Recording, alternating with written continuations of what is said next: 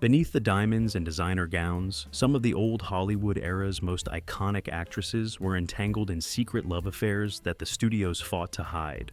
These romances defied contracts, shattered reputations, and risked entire careers. Whether it was forbidden liaisons with married co-stars, hush-hush rendezvous with powerful moguls, or hidden passions, the public could never know that these women lived lives as daring off-screen as they were on it. Here are 16 vintage actresses who carried on secret affairs with men, and the untold stories Hollywood hoped you would never find out. Mary Astor.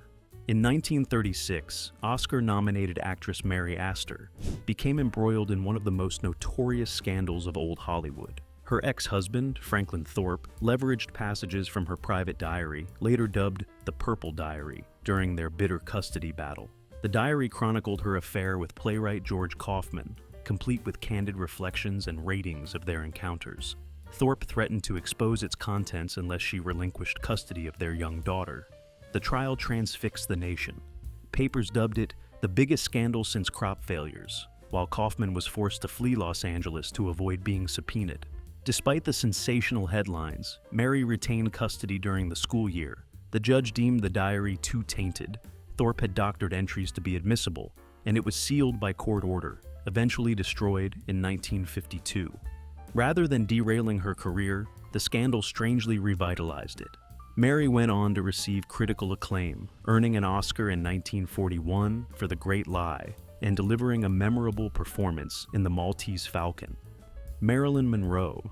Marilyn Monroe's alleged affairs with both John F. Kennedy and Robert F. Kennedy remain among the 20th century's most enduring mysteries. Central to these rumors are recordings made by private investigator Fred Otash, who was hired to bug the home of Peter Lawford, Kennedy's brother-in-law, on behalf of Jimmy Hoffa and possibly Monroe herself.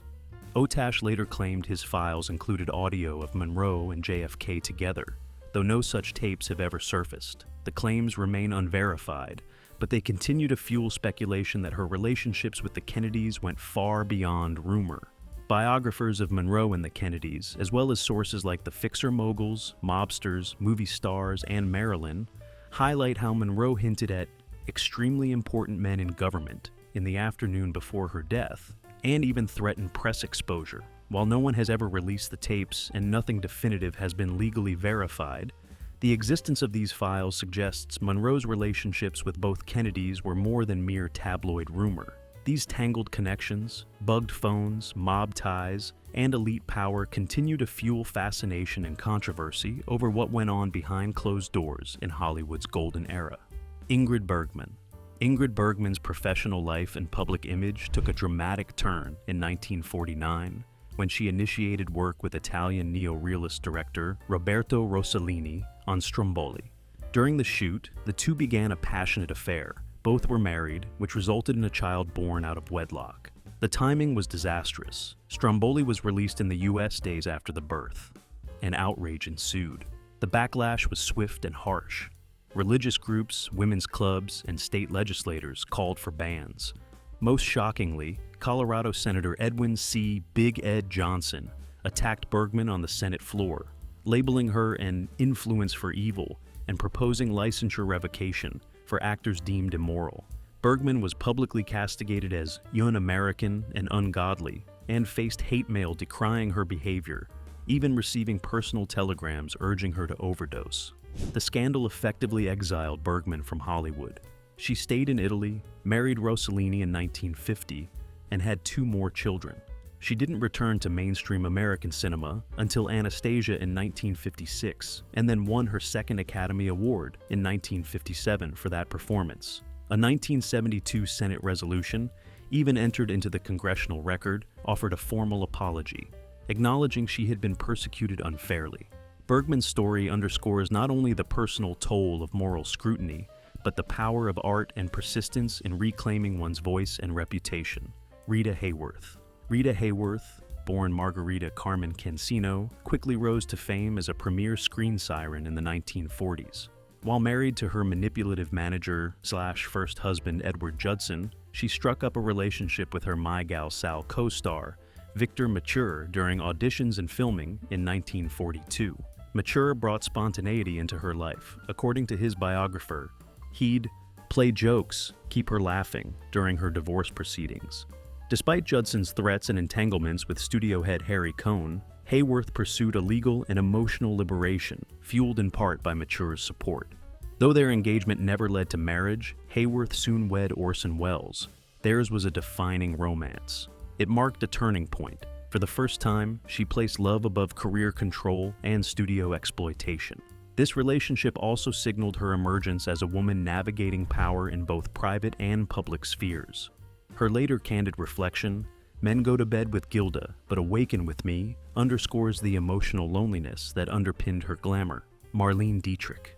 Marlene Dietrich was more than a screen siren. She was a force of rebellion, sensuality, and unapologetic boldness. In 1930, while filming Morocco, Dietrich became deeply involved with Gary Cooper.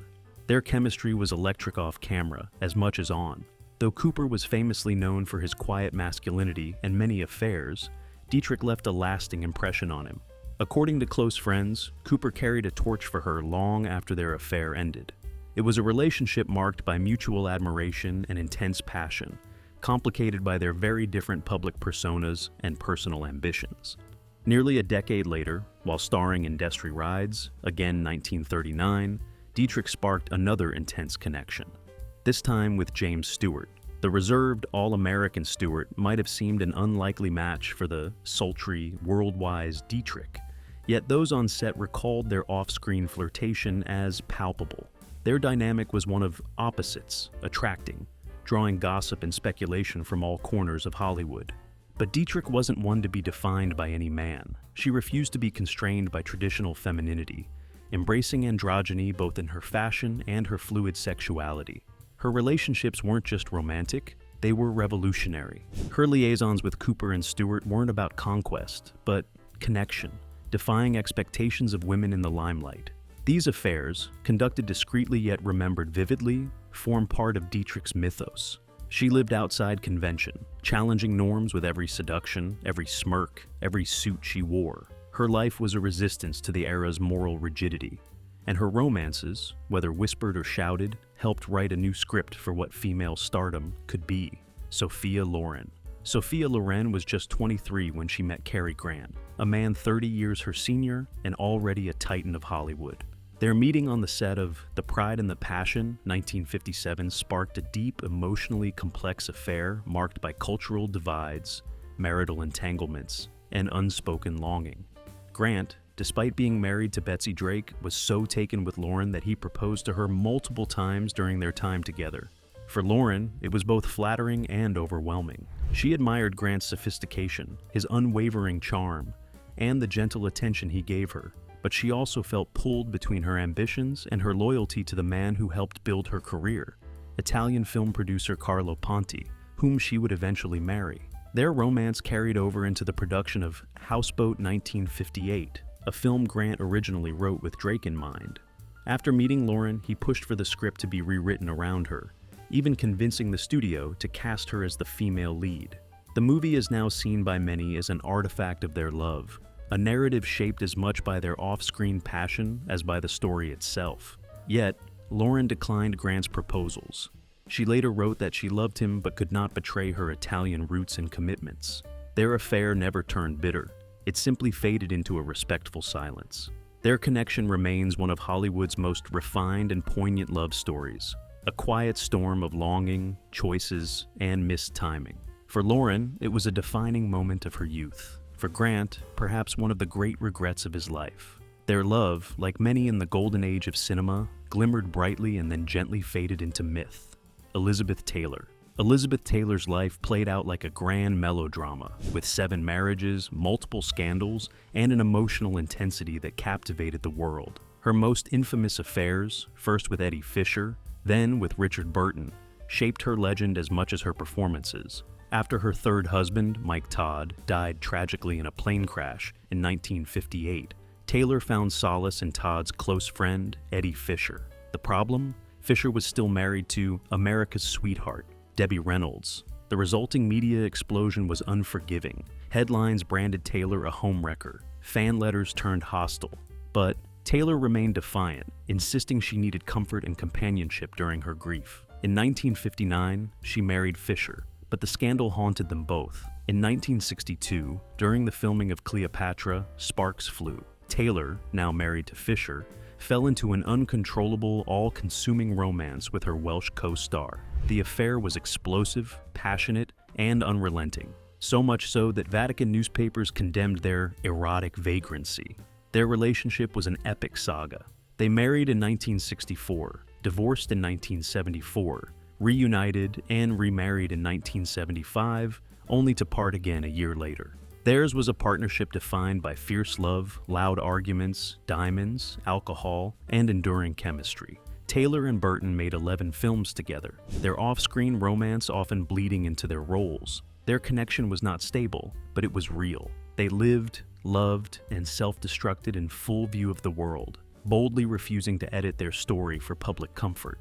For Taylor, love was never simple, but with Fisher and Burton, she became more than a movie star. She became a symbol of fearless, imperfect, unapologetic passion. Ava Gardner and Frank Sinatra were Hollywood's most volatile love story, a blazing romance fueled by lust, jealousy, and raw emotional need. When they met in the late 1940s, Sinatra was still married to his first wife, Nancy Barbato. Gardner, already a star and famed for her smoldering beauty, wasn't one to play second fiddle, but their connection was too intense to ignore. Their affair quickly became public and messy. Sinatra's divorce was dragged through the press, and religious institutions condemned their relationship. Despite the backlash, they married in 1951. Their honeymoon period, however, was short-lived. Both were passionate, volatile, and unwilling to compromise. Arguments were frequent, sometimes violent. Sinatra's career was floundering, and Gardner's was peaking, adding pressure. But when she used her influence to help him land his role in From Here to Eternity, which ultimately revived his career and earned him an Oscar, it proved how deep her commitment ran. She believed in him even when the world had stopped listening. Yet, love wasn't enough to contain their destructive tendencies. Sinatra reportedly attempted suicide more than once after intense arguments. Gardner, drained and disillusioned, eventually walked away. They divorced in 1957, but the emotional tether never truly broke. Gardner never remarried. She kept photos of Sinatra beside her bed until her death. Sinatra, for his part, sent her flowers every year and called her the One. Their love story was more than a tabloid headline. It was a mythic romance of old Hollywood, extravagant, explosive, and unforgettable. In each other, they found both their muse and their undoing. Joan Crawford. Joan Crawford and Clark Gable shared one of old Hollywood's most enduring and private affairs, an intense relationship that spanned decades, marked by fiery passion, professional admiration, and bittersweet restraint. Their connection began in the early 1930s when both were rising stars under the iron grip of MGM's studio system. The chemistry between them was undeniable. Whether they were co-starring on screen or attending glamorous parties, sparks flew. Yet the relationship never officially blossomed into a marriage, largely due to studio intervention and their own complicated personal lives. MGM, protective of its leading man and its investment in both actors' careers, allegedly sent Crawford on a vacation at the height of their rumored romance to keep scandal at bay. Crawford was often cast as the seductress, while Gable's public image as the rugged American male had to remain clean and uncontroversial. In private, though, they had a magnetic pull. Gable is said to have turned to Crawford for comfort after the death of his wife, Carole Lombard. Crawford, always the calculated realist, knew Gable couldn't be the stable partner she longed for, but she never stopped caring for him. They never officially rekindled the romance later in life, but the quiet affection endured. Crawford once admitted, "Clark never really left my heart."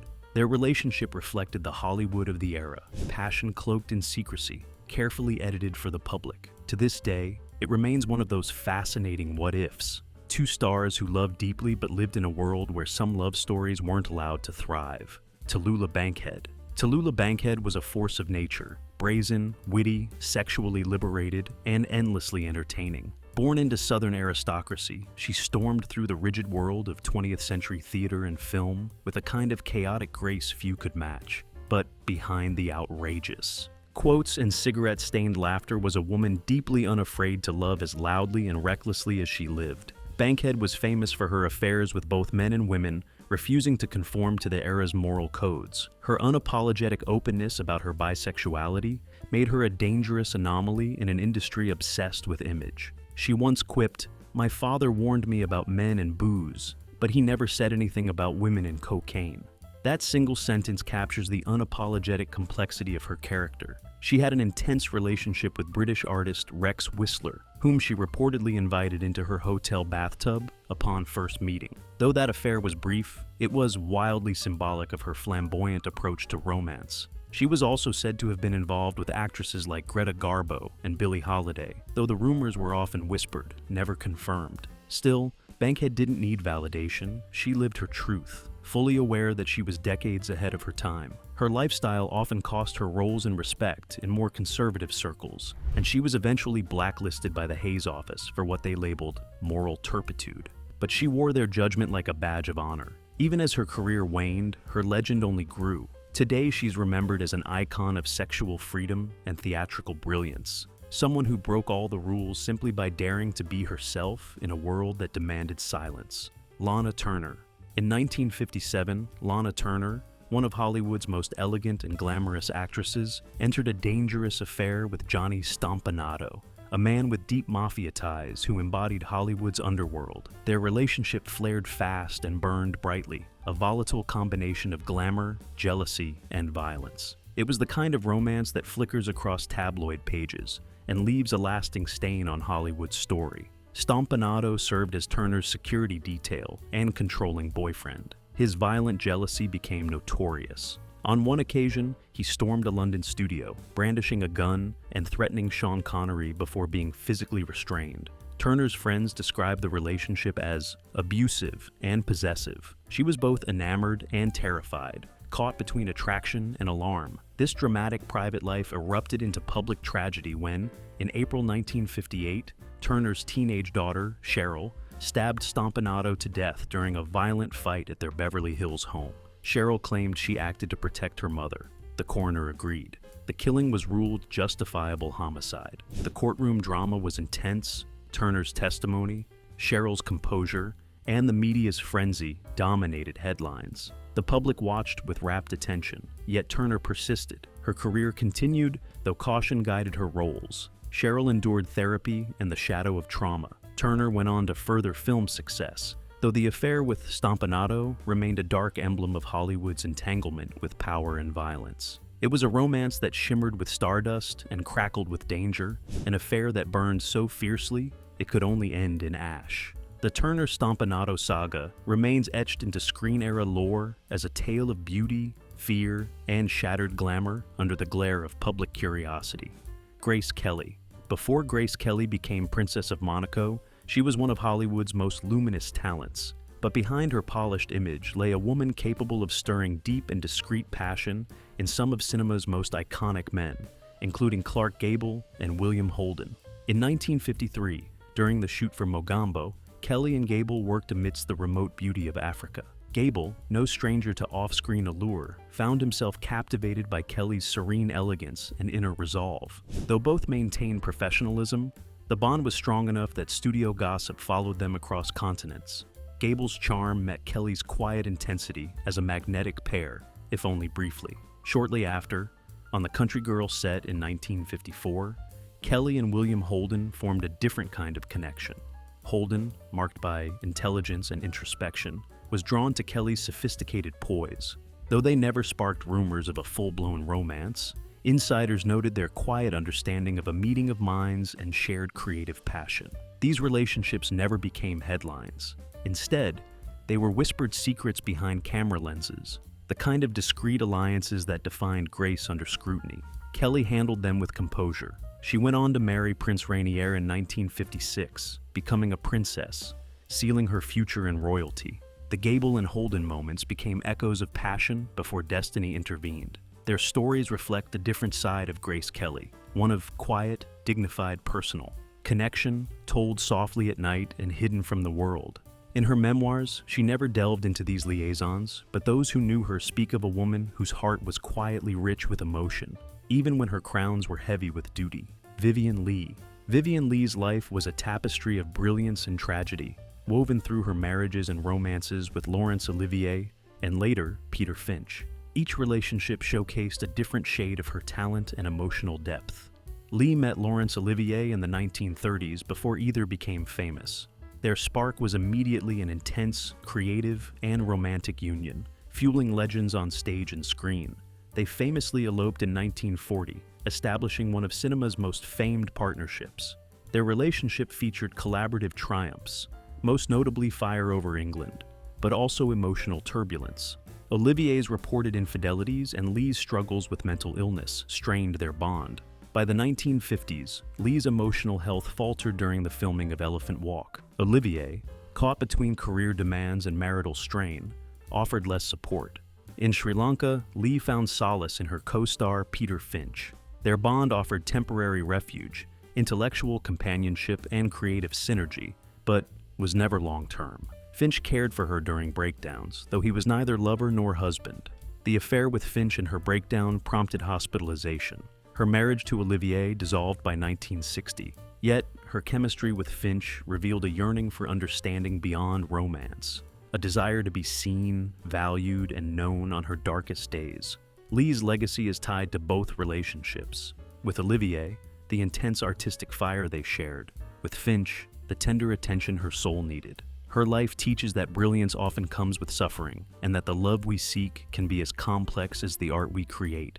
Carole Landis. Carole Landis lived fast and loved with intensity, and her relationship with Rex Harrison captured that spirit. Married to Ben Gruen, Landis fell into a discreet, emotional affair with Harrison in the mid-1940s. Harrison, thriving in British theater and film, was drawn to her warmth and ambition. Landis, moved by his intelligence and charm, found in him an emotional connection deeper than the one with her husband. The affair remained private, but the bond was intense, with letters, secret meetings, and emotional vulnerability. Harrison's position as a married star and Landis's rising fame complicated things. Yet, their connection endured through divorce and scandal. Landis became known for her beauty and warmth, yet she craved more meaning and perhaps hoped Harrison would offer it. Tragically, Landis took her own life in 1948, only days after the pain of their affair and her divorce. Her diary and letters suggest Harrison was central to her final emotional storms. To some, their story became emblematic of love's fragility in the spotlight, a reminder of what can happen when hearts break behind closed doors. Though not as famous as Hollywood marriages, Landis and Harrison's affair stands as a bittersweet tale of emotional dependency, unfulfilled longing, and a brilliant life cut far too short. Verita Thompson was more than Bogart's off-screen companion. She was a central architect of his life behind the camera. A Greek-Mexican actress turned hairstylist, she caught Bogart's eye in the 1940s, and they began a long, private relationship. Unlike Hollywood flings, theirs was methodical, grounded, and creative. Bogart safeguarded her career contractually, ensuring her work on nearly every one of his next 18 films. She became part of the inner circle at home, regularly joining him in evening gatherings and routine life. Their connection was built around trust, shared routines, and mutual admiration. While Bogart was married to Lauren Bacall, the Bouvet-Thompson bond endured, hidden yet sincere. When she married producer Walter Thompson in 1955, their liaison faded, but the warmth remained. She stayed close to both Bogart and Bacall, attending family events and staying on speaking terms until his death. Their relationship wasn't defined by dramatic flare-ups or tawdry headlines. It was rooted in quiet loyalty and creative support. Verita's role in Bogart's life reveals another kind of affair, one based on respect, mutual enrichment, and discreet influence.